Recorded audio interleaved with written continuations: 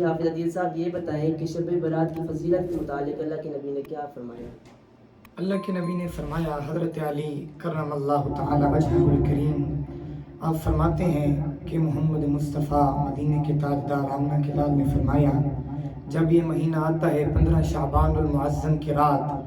اللہ تبارک و تعالی اپنی شان کے مطابق پہلے آسمان کے اوپر نزول تجلی فرماتا ہے اور اللہ یہ ندا دیتا ہے کوئی مجھ سے مانگنے والا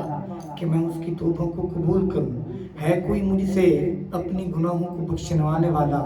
میں اس کے گناہوں کو بخش دوں۔ فرمایا اللہ خود بندوں کو پکارتا ہے، لہذا اس مہینے کے اندر بندوں کو چاہیے کہ رات کو اٹھ کر رب کی بارگاہ کے اندر سجدے کریں، اللہ تبارک و تعالیٰ ان کی توبہ کو قبول فرمائے گا۔ لہذا ہمیں بھی چاہیے کہ ہم جائیں اس رات کو رب کی بارگاہ کے اندر، اللہ تبارک و تعالیٰ ہم گناہ گاروں کی بھی محمد مصطفیٰ کے صدقے بخشش فرمائے۔ ماشاءاللہ ماشاءاللہ، اللہ پاک آپ کے علم کی اندر مزید برکتیں عطا فرمائے۔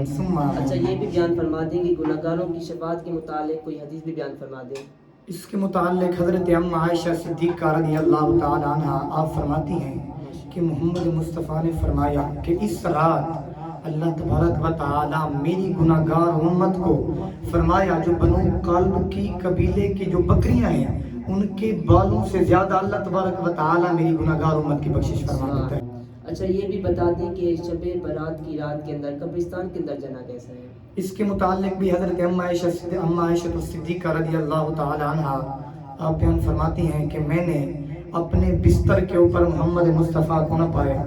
فرمایا میں اٹھ کے گئی، میں نے دیکھا کہ میں نے سوچا کہ آپ کسی اور زوجہ محترمہ کے پاس ہوں گے، فرمایا میں گئی، میں نے دیکھا محمد مصطفیٰ 15 شعبان کی رات کو فرمایا جنت البقیع کے اندر فرمایا ہاتھ اٹھا کے اپنی گناہ گار امت کے لیے دعا مانگ رہے ہیں۔ فرمایا میں گئی،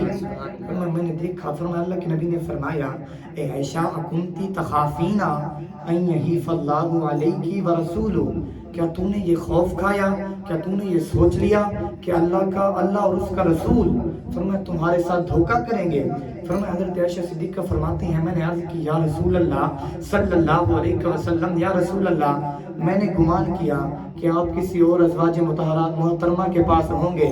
فرمایا اللہ کے نبی نے فرمایا عائشہ سن لے، فرمایا اس رات اللہ تبارک و تعالیٰ میری گناہ گار امت کی بخشش فرماتا ہے۔ تو لہٰذا اس وقت محمد مصطفیٰ قبرستان کے اندر تھے۔ اب پتہ چلا اس حدیث مبارکہ سے ہمیں یہ دلیل حاصل ہوتی ہے کہ اس رات قبرستان کے اندر جانا اور قبروں کے اوپر جا کے یہ دعا مانگنا کہ مالک ان مردوں کی بخشش فرما، یہ ہمیں حدیث مبارکہ سے پتہ چلتا ہے۔ تو لہٰذا ہمیں بھی اس رات کے اندر چاہیے کہ ہم جائیں اپنے بڑوں کی قبروں کے اوپر جا کے دعا کریں، مالک میرا والد ہے یا جو بھی ہے، دادا ہے دادی ہے، جو بھی ہے، جا کے ہم دعا کریں اللہ تبارک و تعالی اس رات کے توسل سے ہم سب کے لواحقین میں سے جو بھی چھوٹے بڑے فوت ہو چکے ہوں گے اللہ تبارک و تعالی تمام کی بخشش فرمائے۔